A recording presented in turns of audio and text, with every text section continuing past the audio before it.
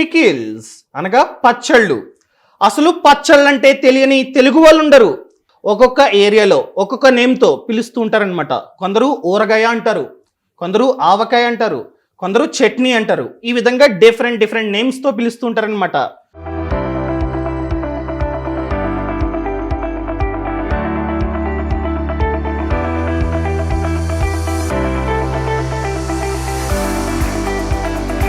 ఇంతకు ముందు చూసుకున్నట్లయితే ప్రతి ఒక్కరు, అది మేబీ టౌన్ కావచ్చు, సిటీ కావచ్చు, విలేజ్ కావచ్చు, ఎవరికి వారే ఈ పచ్చళ్లను ప్రిపేర్ చేసుకునేవారు. కానీ ఇప్పుడు విలేజెస్లో ఇంకా చేసుకుంటూ ఉన్నారు. కానీ టౌన్స్ అండ్ సిటీస్లో ఎవ్వరూ చేసుకోవట్లా. ప్రతి ఒక్కరూ షాప్కి వెళ్ళి కొనుక్కుంటూ ఉన్నారనమాట. సెపరేట్గా షాప్స్ ఉంటాయి, పచ్చళ్ళ షాప్స్. అక్కడికి వెళ్ళి కొనుక్కుంటూ ఉన్నారు. లేకపోతే మార్కెట్లో డబ్బాలు, ప్రియా, ఎంటీఆర్ ఎక్సెట్రా ఎక్సెట్రా, అలాంటి డబ్బాలను కొనుక్కుంటూ ఉన్నారు. సో హ్యాజ్ ఆఫ్ నౌ చూసుకున్నట్లయితే సిటీస్ అండ్ టౌన్స్లో చాలా ఎక్కువగా డిమాండ్ ఉంది ఈ పచ్చళ్లకు. ముఖ్యంగా non veg pickles. Non veg అంటే chicken, mutton, prawn, crab etcetera etcetera, వీటితో కూడా పికిల్స్ని చేస్తూ ఉంటారు. ముఖ్యంగా చెప్పాలంటే వీటికే ఎక్కువగా డిమాండ్ ఉంది. అంతెందుకండి, మనకి ఆవకాయ, మాగాయ, ఉసిరి ఎక్సెట్రా ఎక్సెట్రా, ఈ విధంగా వెజ్ పికిల్స్ కావాలంటే ప్రతి ఒక్క షాప్లోనూ డబ్బాలు ఉంటాయి, దొరుకుతాయి. కానీ నాన్ వెజ్ పికిల్స్ కావాలంటే చాలా రేర్. కొన్ని చోట్ల మాత్రమే ఈ విధంగా నాన్ వెజ్ పికిల్స్ని పెడుతూ ఉంటారు. అందుకని చెప్పి వాటికి డిమాండ్ అన్నది చాలా ఎక్కువగా ఉంది. మార్కెట్ కూడా అంతే రేంజ్లో ఉంది. ఈ నాన్ వెజ్ పికిల్స్ చూసుకున్నట్లయితే 3 months ఉంటాయి. సో ఎప్పుడు కావాలన్నా అప్పుడు చికెన్, మటన్, ప్రాన్, ఈ ఆవకాయలను వేసుకోవచ్చు. నేను మొహమ్మద్ అబ్దుల్ రెహమాన్, తణుకు పక్కన కుగ్రామైన వీరభద్రపురం గ్రామ నివాసిని.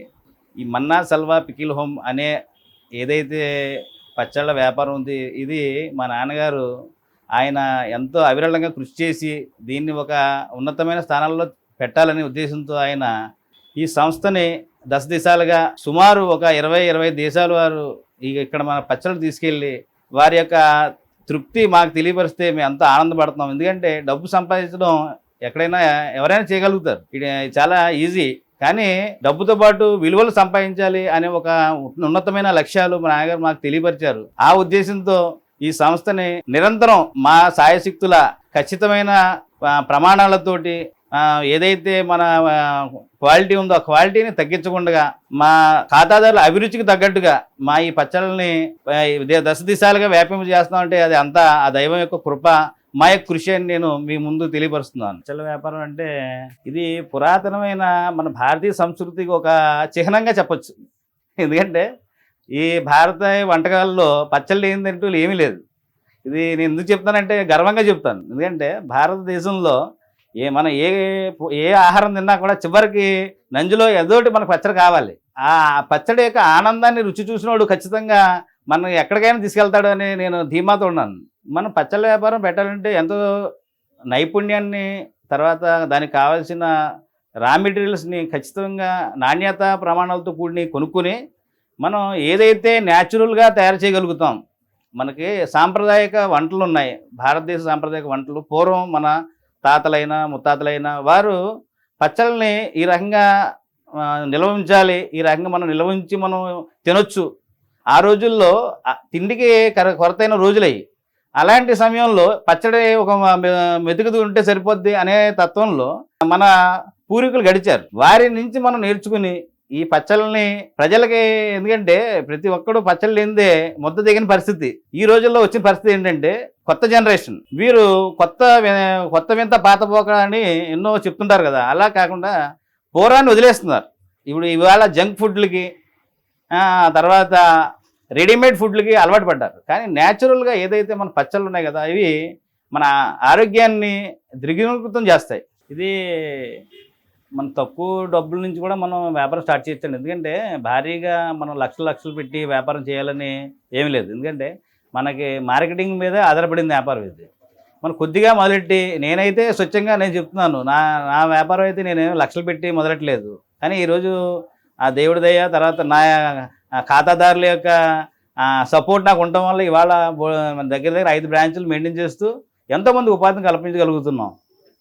ఇది గవర్నమెంట్ తరఫున ఎన్నో లోన్స్ ఉన్నాయి. ఎందుకంటే మహిళలకి డ్వాక్రా మహిళలకి గవర్నమెంట్ ఆల్రెడీ లోన్ ఇస్తుంది. ఆ లోన్ని సద్వినియోగం చేసుకుని మీ పిండి వంటలు కానీ, పచ్చళ్ళు కానీ, లేదంటే ఇప్పుడు ఇవాళ ఇంకా ఏంటంటే మనం తయారు చేయలేని చాలా వస్తువులు ఉన్నాయి. గుమ్మడి వడియాలు ఇలాంటి మనం ఎవరైనా ఎంపవర్మెంట్ అవుతూ 10 మందికి ఉపాధి కల్పించగలిగితే మనం ఎంతో ఆత్మసంతృప్తి కలుగుతుందని నేను చెప్తున్నాను. ఎందుకంటే ఈ వ్యాపారం ఎంతోమందికి ఉపాధిని ఇస్తుంది.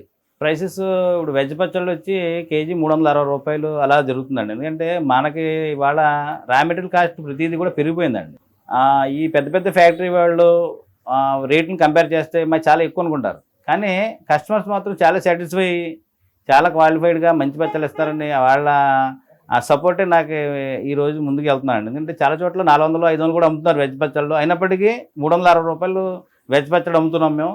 అదైనా మంచి క్వాలిటీతో నిజమైన స్వచ్ఛమైన రుచిని ఆస్వాదించేలాగా వాళ్ళు ఏదైతే వాళ్ళ అమ్మమ్మలు కానీ వాళ్ళ నాన్నమ్మలు కానీ తినిపించారో ఆ రుచి అయితే నేను ఇవ్వగలుగుతానని మీకు ఈ యూట్యూబ్ ద్వారా మీకు తెలుపుతున్నానండి. క్వాలిటీని ఎట్టి పరిస్థితుల్లో తగ్గించకూడదు. మన ఖాతాదారుల యొక్క అభిరుచులను నేను న్యాయం చేయాలి. వాళ్ళకి ఏ రకమైన ఇప్పుడే నేను స్టార్ట్ చేసిన కాడి నుంచి ఈ రోజు కూడా ఏ క్వాలిటీలో కూడా మార్పు లేదు. రోజు రోజుకి దాన్ని ఇంప్రూవ్మెంట్ చేయడానికి కృషి చేస్తాను కానండి. డబ్బు సంపాదించాలి, ఇక్కడ బ్యాంక్ బ్యాలెన్స్ సంపాదించాలని కాదు.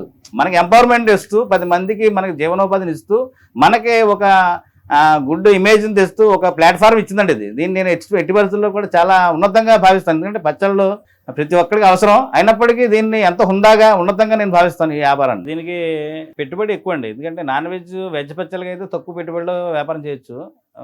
నాన్ వెజ్ పచ్చళ్ళకి వచ్చేసరికి కొద్దిగా పెట్టుబడి ఎక్కువ. క్వాలిటీ ఇస్తే మనం కేజీకి 100 రూపాయలు మనం మార్జిన్లో మనం ఇస్తే మనకి నష్టం రాదు, కొనుక్కునే వాళ్ళకి సాటిస్ఫై అవుతారు, హ్యాపీగా ఫీల్ అవుతారు. ఎందుకంటే వాళ్ళు తయారు చేసుకుని ఇంట్లో తయారు చేసుకుంటారు. ఈ రోజుల్లో యూట్యూబ్లో వచ్చేసి ఏ చికెన్ పచ్చడి ఎలా తయారు చేయాలని చెప్తున్నారు, అందరూ చూసుకుంటున్నారు. అయినప్పటికీ మనం ఇంట్లో తయారు చేసిన పచ్చడిని మించిపోయినట్లుగా తయారు చేసినట్లయితే ఖచ్చితంగా మనకున్న ఇమేజ్ మనకు ఖచ్చితంగా దొరుకుతుంది.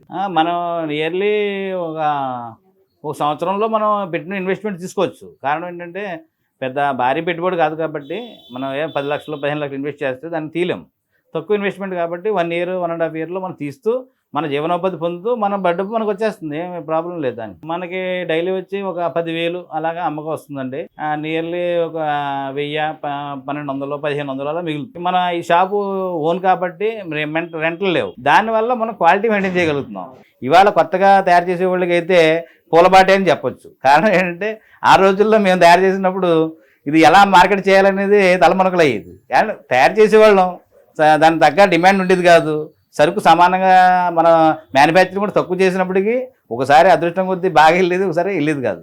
ఇవాళ మనం మ్యానుఫ్యాక్చరింగ్ చేయాలి కానీ డిమాండ్కి అయితే మాత్రం పక్కా డిమాండ్ ఉంది. చాలా అందరూ కూడా, ఎందుకంటే విదేశాల్లో కానీ మన హాస్టల్స్ చదివే పిల్లలు కానీ చాలా చోట్ల ఇప్పుడు ఎక్కడైనా దూరాల్లో ఉన్న వాళ్ళకి మన ఆంధ్ర యొక్క పచ్చళ్ళ రుచులు ఆస్వాదించి ఆ ఆనందంలో ప్రతి ఒక్కరు కూడా ఖచ్చితంగా ఈ పచ్చళ్ళని బాగా మాకు సపోర్ట్ చేస్తున్నారు. మనకి నియర్లీగా రోజు ఒక 20 కేజీలు 30 కేజీలు పచ్చడి తక్కువ కాకుండా వెళ్తుందండి.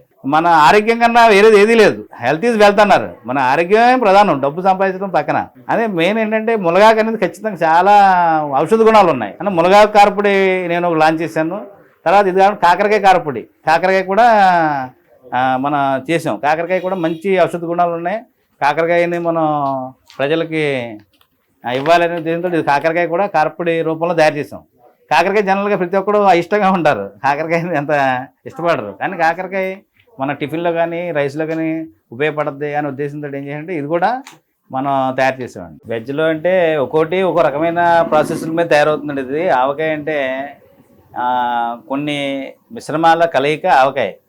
మీకు ఆవాలు, తర్వాత మెంతులు, వెల్లుల్లిపాయ, వీటి మిశ్రమం మనకి మన ఆవకాయ తయారవుతుంది. అంటే ఈ మన ఆవకాయ తయారవ్వాలంటే ఖచ్చితంగా మన కారాన్ని మాత్రం చాలా స్వచ్ఛమైన కారాన్ని మనం సొంతంగా ఆడించుకున్నట్లయితే ఏ రంగు లేకుండా న్యాచురల్గా ఉండాలి. అప్పుడు మన పచ్చడి నిజమైన రుచిని ప్రజలు ఆస్వాదించే స్థాయికి మనం ఇవాళ ఏ పచ్చడి అయితే అమ్ముతున్నామో అది మన పిల్లలు మనం తింటున్నాం కదా అనే ధోరణి మనలో వచ్చినప్పుడు ఖచ్చితమైన క్వాలిటీని మనం మెయింటైన్ చేస్తాం. First of all main quality. And quantity, price, ఈ మూడు సరిగ్గా ఉంటే ఖచ్చితంగా విజయం మీదే. మీరే కనుక ఇదే వ్యాపారాన్ని చేద్దామనుకుంటే ఖచ్చితంగా విజయం సాధించాలని మనస్ఫూర్తిగా కోరుకుంటూ ఇట్లు మీ Kaushik Maridi. Thank you so much. Thanks for watching. Jai Hind. So ఈ కోర్స్ని ఇప్పుడే చూడడానికి ఫినాన్షియల్ ఫ్రీడమ్ యాప్ని Play Store or App Store నుండి డౌన్లోడ్ చేసుకోండి.